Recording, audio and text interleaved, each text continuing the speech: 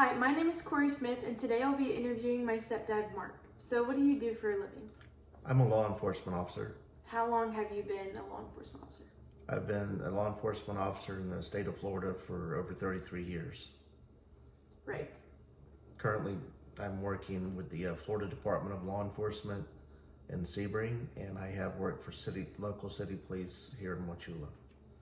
Great. So, you're considered an employed citizen. So, who would you consider unemployed? To me, an unemployed person is someone who is eligible to work, but currently is not working either for whatever reason, medical or maybe they're just out looking and can't find something. Right. So, an unemployed person is someone who is actively searching for a job, putting out ads, and engaging in job interviews, and ultimately trying everything they can to try and find a job. So, for the how do you think the unemployment rate is calculated by the government? I think that rate is calculated by the total number of unemployed people divided by the total number of eligible people to work, the total number of the workforce, and that would give you a ratio of who's unemployed.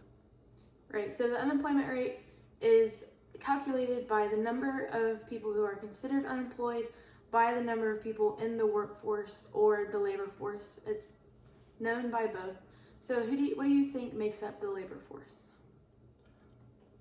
To me, the labor force is made up of different industries or groups out there, such as construction workers, the service industry and restaurants and hotels, law enforcement,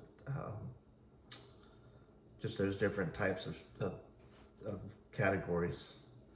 Great. So the labor force is made up of 16 or older, age-wise, people who are working for pay or who are actively searching for employment as well. So some people who are not included in the labor force are people who are retired, people who work in their home, or not work in their homes, but stay at home, like a stay-at-home mom, stay-at-home dad, full-time students who are not working while continuing their education, people who are booked in prisons or mental institutes, or anyone who is not seeking work or not included in the workforce.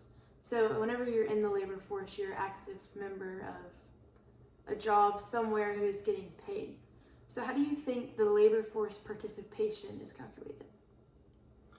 Well, I have no idea on that one. I don't know if I've ever heard that term to even give you an answer on that one. Okay, so labor force participation is calculated by the number of people who are active in the workforce or labor force divided by the number of, like the total number of 16-year-olds and older throughout the U.S. Okay. So, yeah. It's interesting. Very. So, thank you for your time. You're welcome.